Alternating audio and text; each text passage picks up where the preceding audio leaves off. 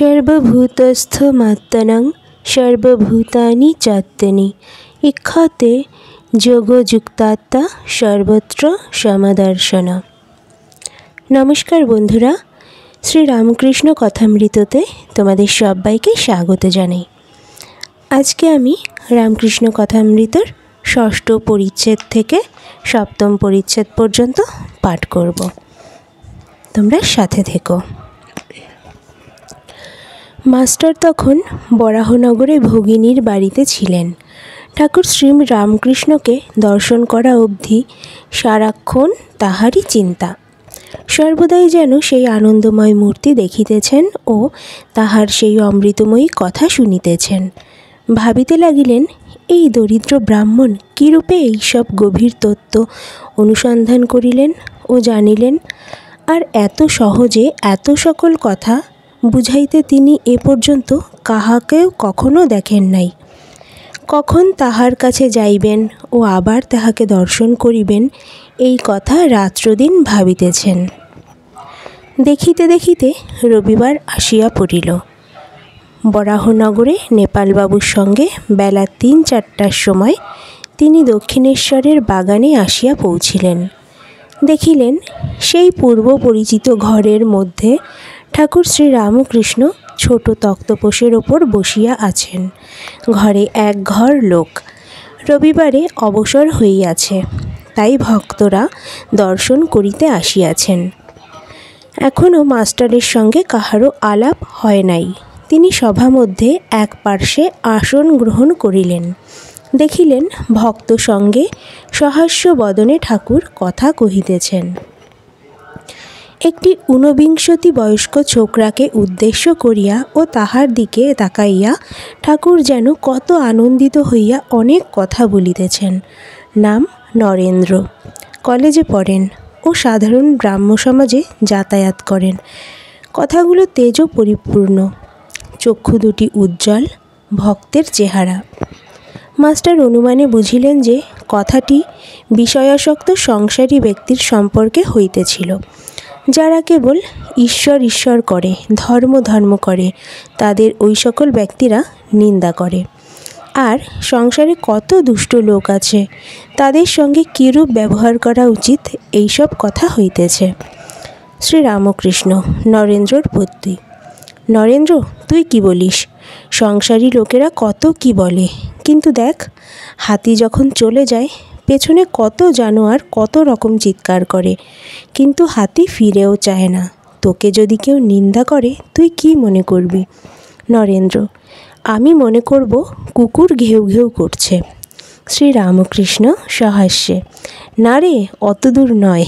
সকলের হাস্য। ঈশ্বর সর্বভূতে আছেন, তবে ভালো লোকের সঙ্গে মাখামাখি চলে, মন্দ লোকের কাছ থেকে তফাৎ থাকতে হয়।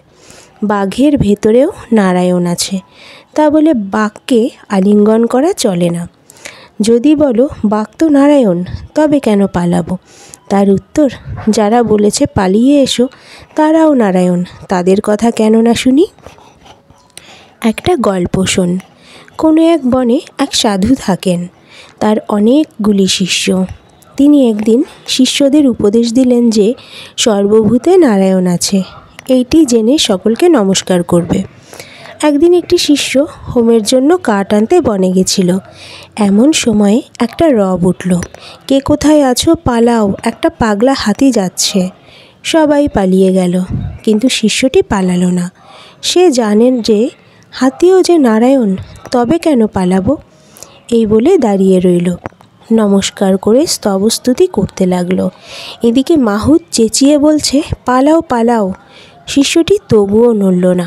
শেষে হাতিটা সুরে করে তুলে তাকে একধারে ছুঁড়ে ফেলে দিয়ে চলে গেল। শিষ্য ক্ষত বিক্ষত হয়ে ও অচৈতন্য হয়ে পড়ে রইল।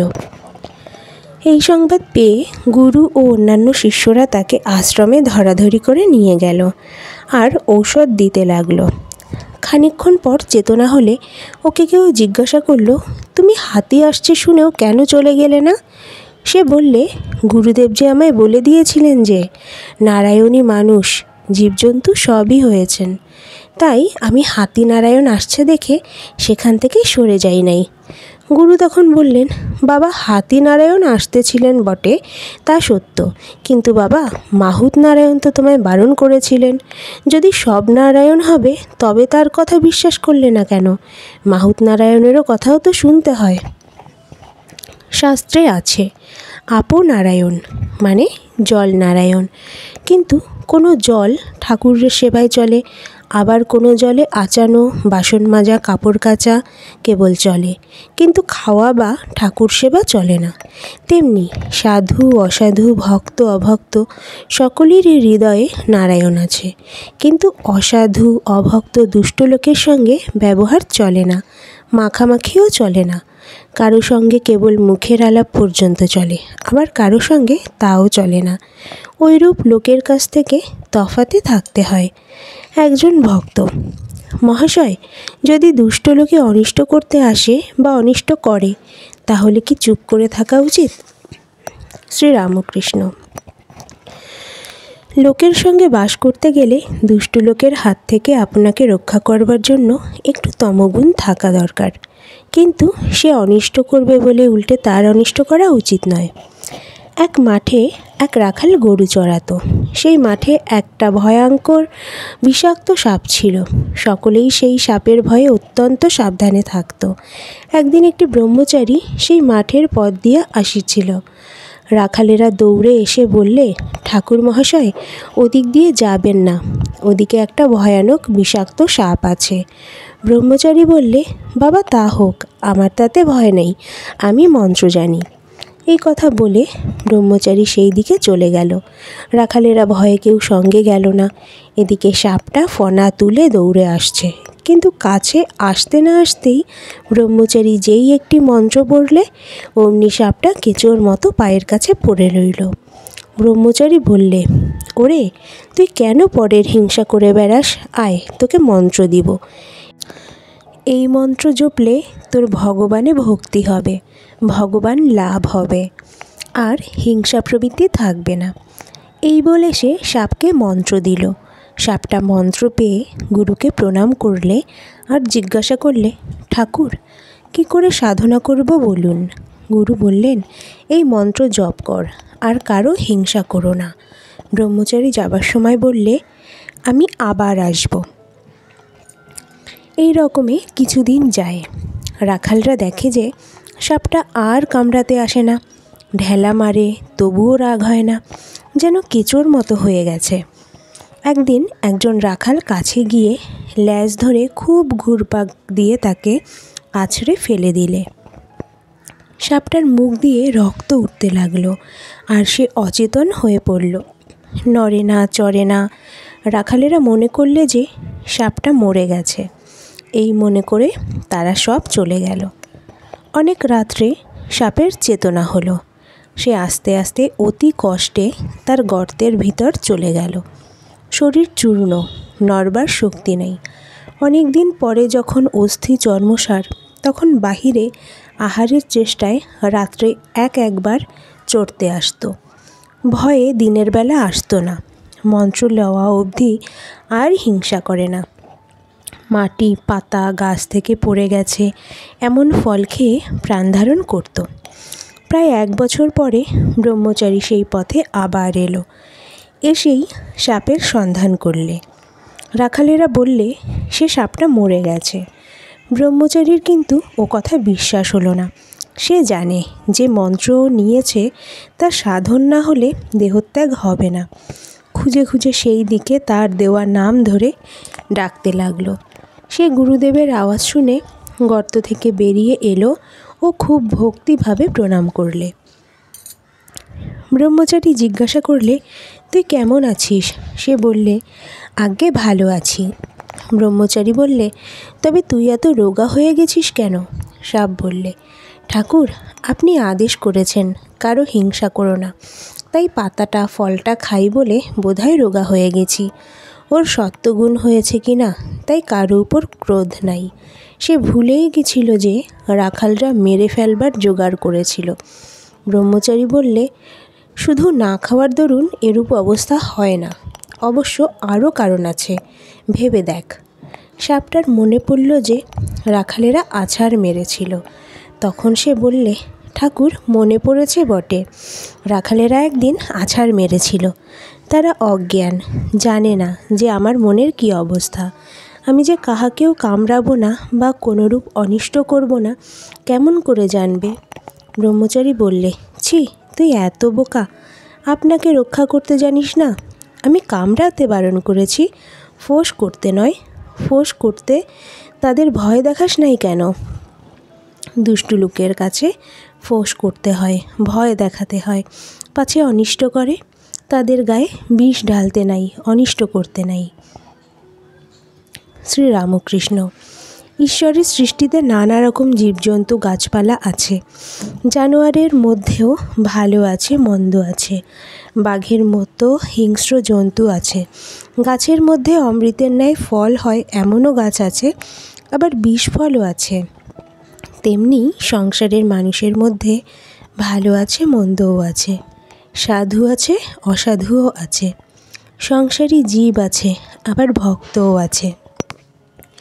জীব চার প্রকার: বদ্ধজীব, মুমুক্ষুজীব, মুক্তজীব ও নিত্যজীব। নিত্যজীব হলো যেমন নারদাদি, এরা সংসারে থাকে জীবের মঙ্গলের জন্য, জীবদিগকে শিক্ষা দিবার জন্য। বদ্ধজীব হলো বিষয় আসক্ত হয়ে থাকে আর ভগবানকে ভুলে থাকে, ভুলেও ভগবানের চিন্তা করে না। মুমুক্ষুজীব হলো যারা মুক্ত হবার ইচ্ছা করে, কিন্তু তাদের মধ্যে কেউ মুক্ত হতে পারে, কেউ বা পারে না। মুক্তজীব হলো যারা সংসারে কামিনী কাঞ্চনে আবদ্ধ নয়, যেমন সাধু মহাত্মারা, তাদের মনে বিষয় বুদ্ধি নাই। আর যারা সর্বদা হরি পাদপদ্ম চিন্তা করে, যেমন জাল ফেলা হয়েছে পুকুরে, 2-4টে মাছ এমন শেয়ানা যে কখনো জালে পড়ে না, এরা নিত্যজীবের উপমাস্থল। কিন্তু অনেক মাছই জালে পড়ে, এদের মধ্যে কতগুলো পালাবার চেষ্টা করে, এরা মুমুক্ষুজীবের উপমাস্থল। কিন্তু সব মাছই পালাতে পারে না, 2-4টে ধপাং ধপাং করে জাল থেকে পালিয়ে যায়। তখন জেলেরা বলে, ওই একটা মস্ত মাছ পালিয়ে গেল। কিন্তু যারা জালে পড়েছে অধিকাংশই পালাতেও পারে না, আর পালাবার চেষ্টাও করে না, বরং জাল মুখে করে পুকুরের পাকের ভিতর গিয়ে চুপ করে মুখ গুজরে শুয়ে থাকে, মনে করে আর কোনো ভয় নেই, আমরা বেশ আছি। কিন্তু জানে না যে জেলে হরহর করে টেনে আড়ায় তুলবে। এরাই বদ্ধজীবের উপমাস্থল।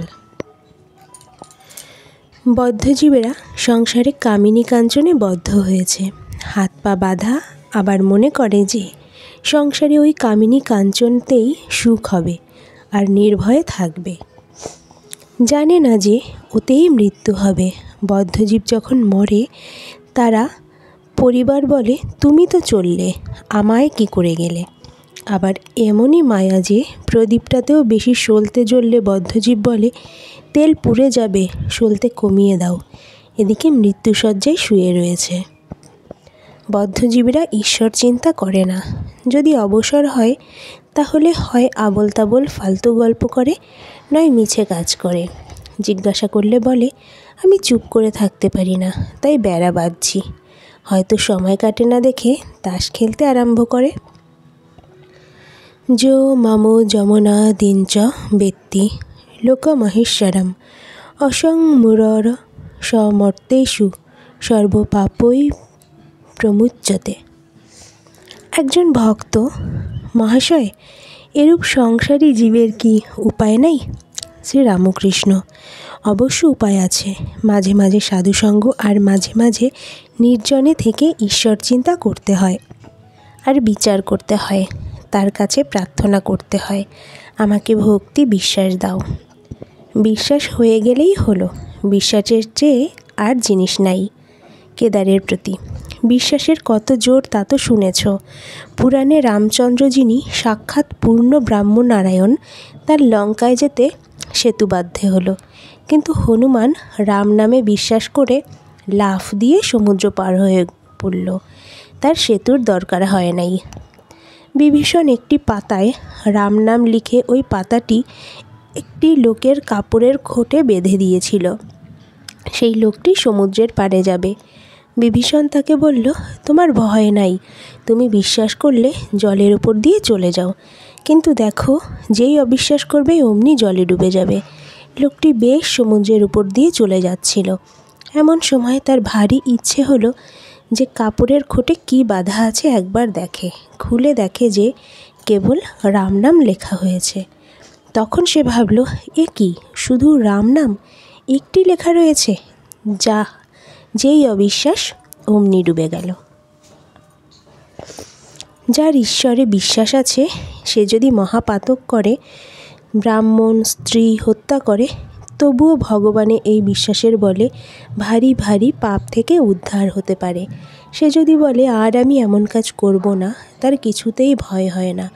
এই বলিয়া ঠাকুর গান ধরিলেন, আমি দুর্গা দুর্গা বলে মা যদি মরি, আখেরে এ দিনে না তারও কেমনে জানা যাবে না গো শঙ্করী। নাসি গো ব্রাহ্মণ হত্যা করি ভ্রূণ, সুরাপান আদি বিনাশী নারী, এসব পাতক না ভাবিতিলে গো ব্রহ্মপদ নিতে পারি।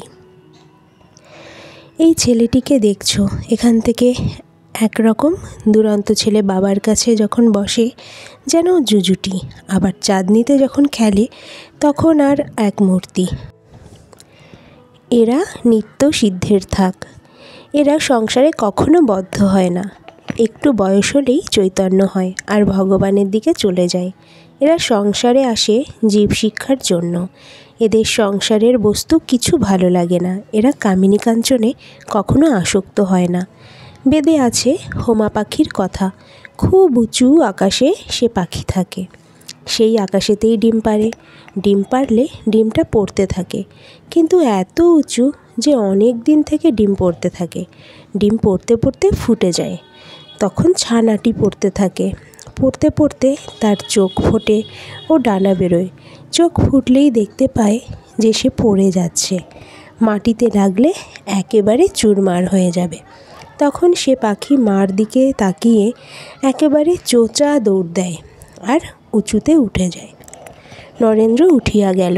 সভার মধ্যে কেদার, প্রাণকৃষ্ণ মাস্টার ইত্যাদি অনেকে আছেন। শ্রীরামকৃষ্ণ, দেখ নরেন্দ্র গাইতে বাজাতে পড়াশোনায় সবটাতেই ভালো। সেদিন কেদারের সঙ্গে তর্ক করছিল। কেদারের কথাগুলো কচকচ করে কেটে দিতে লাগলো। ইংরেজিতে কি কোনো তর্কের বই আছে গা? মাস্টার, আজ্ঞে হ্যাঁ, ইংরাজিতে ন্যায়শাস্ত্র আছে। শ্রীরামকৃষ্ণ, আচ্ছা কি রকম একটু বলো দেখি। মাস্টার এইবারে মুশকিলে পড়িলেন। বলিলেন, একরকম আছে সাধারণ সিদ্ধান্ত থেকে বিশেষ সিদ্ধান্তে পৌঁছানো, যেমন সব মানুষ মরে যাবে, পণ্ডিতেরা মানুষ, অতএব পণ্ডিতেরাও মরে যাবে।